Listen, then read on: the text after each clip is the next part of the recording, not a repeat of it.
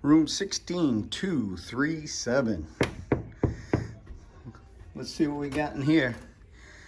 Oh my God. What do we got here? This key is for the lights. If you don't have a key in there, the lights will go off. Yes. So this is one king size bed.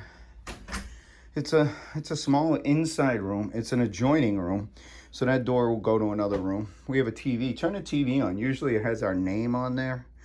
I'm not sure why it's not on or has. There we go. Welcome aboard the Mardi Gras, Michael and Andrea. I'm breathing heavy because I just walked up 16 flights of stairs. So there's the refrigerator. I don't take the elevator typically. And I had 2 bags and I carry those up. 1 USB, 2 USB, 1, 2, 3 plugs, 3 USB, 4 USB. And we got the switch for the mirror. We got a stool. Now these stools are interesting. There's storage inside there. Inside those stools. Let's see what we got in here. We got some luggage in here. You could see that we adjusted the shelves. Like what's cool about these, you just clip them like that and they stay up. So you got a nice size closet here. Nice size closet here. A little dark over on this side. You got these pull-out racks. And you got a nice safe here where you can just poke in here and create your own little code. We'll clear that. And we have some hooks here to hang stuff. And we have an AC unit. Blue is cold, red is hot. This is our muster. So our muster's B7. So we gotta go down to the 7th floor. We'll pick up our life jacket down on the 7th floor in the event of an emergency. So we're basically gonna come across, come straight down to deck 7, grab our life jacket, and get on a lifeboat in the event of emergency. Let's hope we never utilize that. Let's go into this bathroom. So we've got a blow dryer, hair dryer.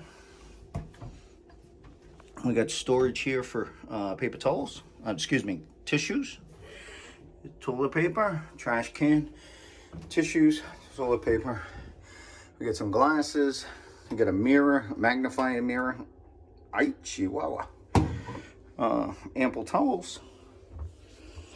And there is an outlet in here. Where is it? It's over here. It says shavers only. So you can use shavers only.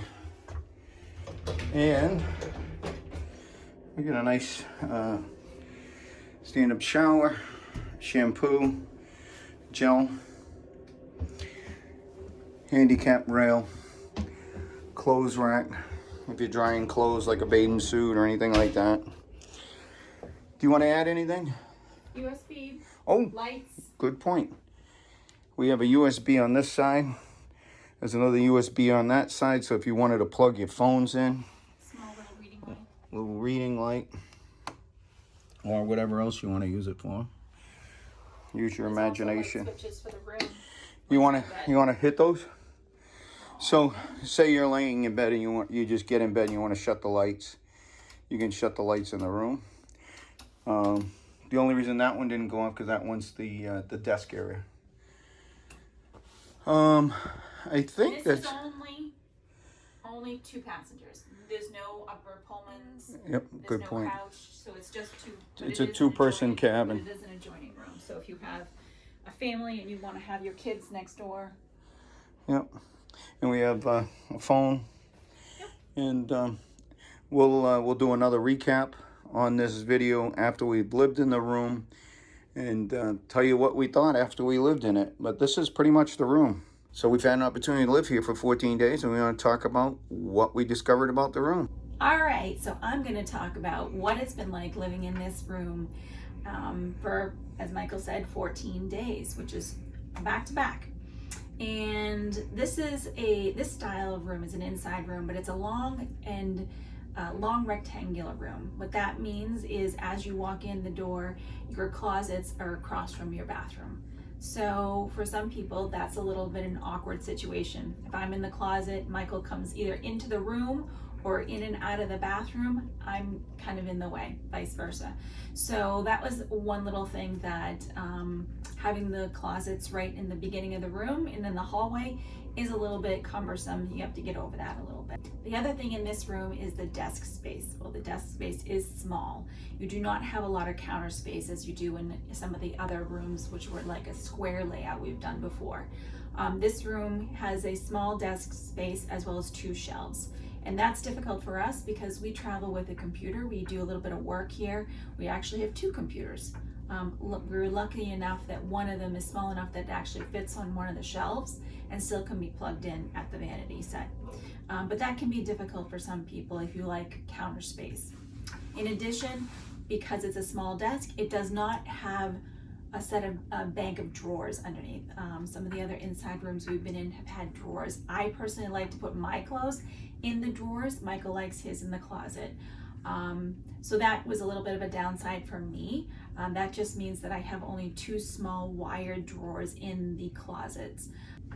So this room is also, as we mentioned earlier, an adjoining room, and that just means that the door between the 2 rooms isn't as soundproof as some of the other interior rooms. There were just a handful of times where we heard some neighbors next door with some loud music, yelling and screaming, having a good old time. They're probably young adults. But it wasn't too late and it really didn't bother us. So just be mindful of that.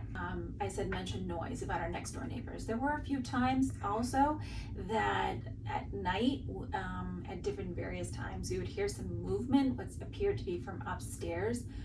We think that if they were either power washing the deck or moving some chairs. So you did hear some noise, some vibration kind of noises in the evening. It didn't last for very long and again didn't wake us up, but that was something that we did hear on occasion. The other thing that I will say is the location of this room. That's a big thing. There's some pluses and some minuses to it. We're on the 16th floor, which means that the 16th floor is also the floor where the Lido is. That means that the rooms, the staterooms, are towards the front of the ship. And yes, while it's on the same floor as the Lido buffet and to get drinks and things like that, you do still have to walk out into the pool area, which is an outside area. There are ways to walk out there while you're still undercover, so if it is raining, that isn't an issue. But I will say that you do have to walk outside to then go back inside. So that's something to just keep in mind if that's something that would bother you. The thing is proximity to the Serenity. That's something that we really like. The Serenity deck is only 2 levels above us, and that's an easy walk up there to go up, and you're right at the towel station. You get your towels and you're in the Serenity area.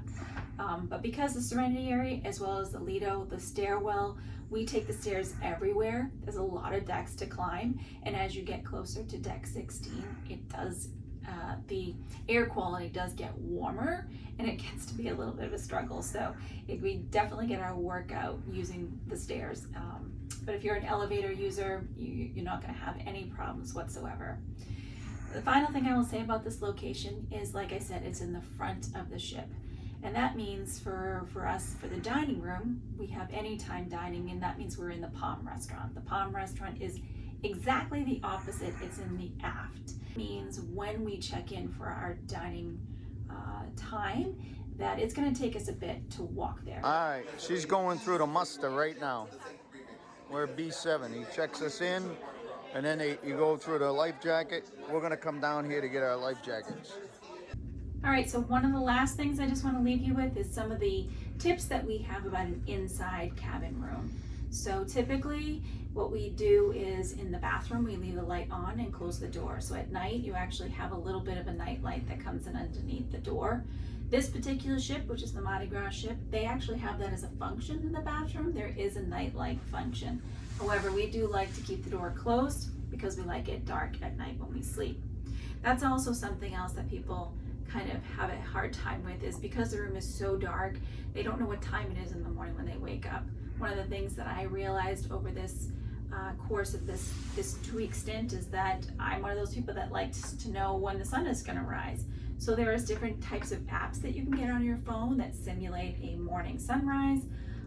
So I would encourage you to look for something like that if that's something that you might like. I found it very interesting. One of the other few things that we always travel with are things like a suction bag, a Ziploc suction. Now this happens to be the larger one. It's a Ziploc. It looks like just like a Ziploc bag. It's a compression bag. You put things in it that aren't going to wrinkle. You squish it all up, roll it out the air, and it stays nice and compressed. This is great for me to use. I use it as a laundry bag throughout the course of the trip. And then either if you do ship laundry, you can just take it out of this bag and fill out your slip. Or if you're taking it home, it's already compressed into a bag. You don't have to worry about it. And then you have one bag of dirty laundry to do on your return from your trip. The other thing that I really like in the bathroom is I get a dollar store loofah sponge. Michael likes to use the washcloths, but I really like a loofah sponge. I feel like it takes the shower gel that they give you, and it really gives it a good lather. So I just buy these at the dollar store, and then afterwards, if I want to leave it, I just leave it. But it's really easy to compress and take along with you if you need it. The other thing that we always travel with are our magnetic hooks. Typically your doors, your sides of your walls, all are magnetic, so you can throw these up there. We hang things like our bags, our lanyards, bathing suits, beach towels, anything that we bring on the ship with us that we want to hang up afterwards, we can. Some people even bring on a plastic shoe organizer and put all of the things in that. I find that that's not necessary for us, but if you're traveling with a larger family in one room, that's a great organization thing as well. So those are just a few things that we really like traveling with, that makes our comforts of being on the ship a little bit like home. We would like to just give a little bit of a shout out to our personal cabin steward, Gagas. He is amazing. We had him a couple of times, actually. We've been on this cruise ship, oh geez, maybe 5 times, and we've had him about 3 times while we're cruising. He's pretty amazing. Well, that's our tour. Hope you enjoyed room 16237 on the Mardi Gras. Thanks for joining Hubbard's Journey.